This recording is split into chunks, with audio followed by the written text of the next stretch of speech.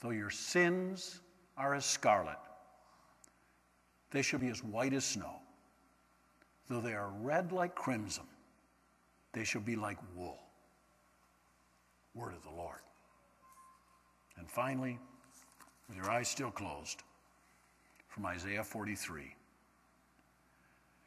Now this is what the Lord says. He who created you, he who formed you, fear not. I have redeemed you. I have summoned you by name. You are mine. When you pass through the waters, I will be with you. When you pass through the deep rivers, they will not sweep over you. When you walk through the fire, you will not be burned. The flames will not set you ablaze. For I am the Lord, your God, your Holy One, your Savior. You are precious and honored in my sight, and I love you. You are precious and honored in my sight, and I love you. Okay, you can open your eyes. Still worried? Isn't that some incredible news of the gospel? Because of Jesus Christ, the Lord looks at our hearts and he says, you are precious and honored in my sight. I give everything as a ransom for you. I bought you. I purchased you. You are mine, and I love you. I just find that awesome, because when I look at my own heart, I can be my own worst critic. And then I realize what God thinks of me. Enough of me that I was worth the effort. Enough of me that I was worth the effort. And that, of course, is through the sacrifice of Jesus Christ. For being a follower of him, because he called me and because he sacrificed himself for me and did the same for David, because he redeemed him and he redeemed each of us. He knows us and he loves us. So the points are that he takes a look at our heart. He knows us, he loves us, he forgives us, and he polishes us. I find that incredible. So that's the first thing, the first big message today, that the Lord looks at the heart, but fear not. He likes what he sees through Jesus Christ. I find that awesome. And with that deep knowledge, he also promises to change us. And I said at the beginning of this message that I'd tell you why God liked David so much. He liked David because he worked so much in David's heart, but he saw certain things there, again, there by God's grace. But David had what I would call a ridiculous trust in the Lord. I mean, that guy would just, talk about going out on a limb. I mean, a lion's coming. No problem. God's going to save me. And he runs after that lion and rips him apart. I don't know, with his hands or with something else. I don't think it was with his hands, but I mean, a bear comes. He kills the bear and takes Goliath, the giant. What's the matter with you people? Don't you have trust in God? I mean, I would have looked at it and said, no, are you kidding me? I guess in theory I do, but that's not theory. But not David. I mean, this guy's heart was, I mean, talk about a guy with, like I said, a ridiculous trust in the Lord. Beyond belief. But that's what God had woven into him, but David himself had to act on it as well. You know, you can say, what about me if I were in that lineup of 7 or 8 sons and God would have taken a look at my heart? Would he have chosen me? Well, he did, okay? That's the good news. He has. He has chosen you. And he's got a purpose for you, just like he had a purpose for David. Now, David, as I said, had this ridiculous trust in God. But he has a plan and a purpose for each of our lives as well. It doesn't matter if we're 85 or if we're 15. I don't know if there's younger than 15 here. There's over in the other school, in the other classroom, the kids. But he absolutely has a purpose for this day as well as for the rest of our lives. But he wants us as well to participate with him in his own polishing of us.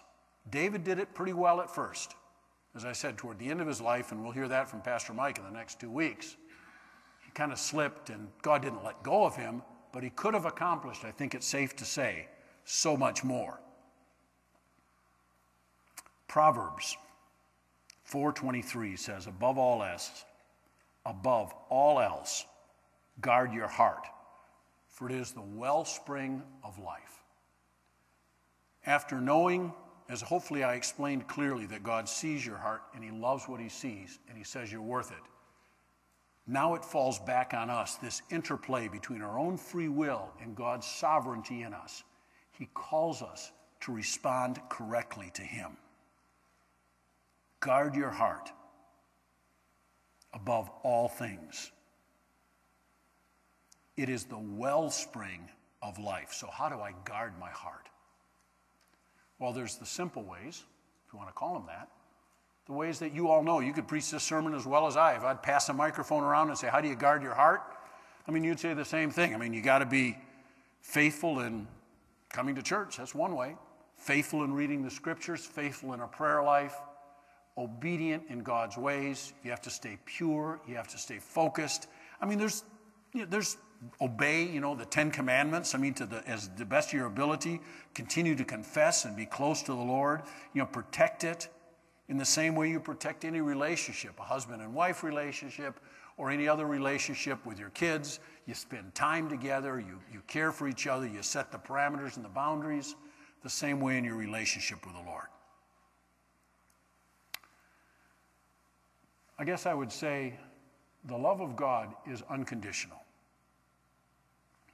I guess I wouldn't say that. I just did, and it's absolutely the truth.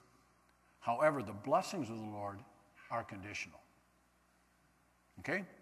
The love of the Lord is unconditional, but the blessings of the Lord are attached to conditions. So how do you live daily and specifically for him? How do you see him polishing your heart and how do you take the effort to keep your heart close to the Lord? The simplest and easy way, and this is not profound, is you turn it over to him on a daily basis. You are aware of his presence and his work in your life. You say, Lord, we have to do it all the once for all time and say, Lord, take my heart, forgive my sins, bring me close to you. And I trust and I hope all of us have done that in a volitional, direct way. You can talk about the Billy Graham crusades, or you can talk about doing it quietly in your room, or you can talk about receiving Christ as a child or as an adult. But there has to come that time where you say, you know what, I recognize God's work in my life. I ask for his forgiveness. I ask him to take over my heart. We know that. And it's not bad to do it 2 or 3 or 4 or 100 times in your life. That's fine. But know that once is enough for the Lord, and he believes and he's called you, and he works that within you. He's going to make it happen. He gets the glory for it, but we have to do it daily as well. He looks at the heart, and he likes what he sees, but we have to realize that he knows us, that he loves us, and then we have to agree with him. When we confess, we're really agreeing with him that we're not perfect, that we struggle in certain areas, and we ask for his daily guidance.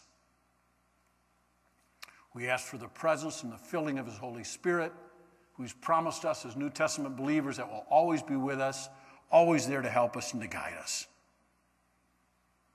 We have to, as best as possible, enjoy the process. We know he will never let go of us. We know it can be, I say enjoy the process because it will be difficult at times. It will be painful. That upper story, God is saying, don't worry, I've got you. But the lower story down here, we're saying, God, this hurts. What's going on? And sometimes we're confused. Oftentimes we can't figure it out. But he's working with us, and he'll work with us, and he'll keep polishing us, and he'll take us, and he will ultimately guard our own hearts. But we have to participate in that process. So, by review, I gave you the idea of how to interpret the Old Testament. Hopefully you can remember that. We went through the Lord looks at the heart. And what a beautiful story that is. And we saw it in David's life, and we see it in our own life. How he thinks we're worth the effort. I know he does. And the final point is just what I said.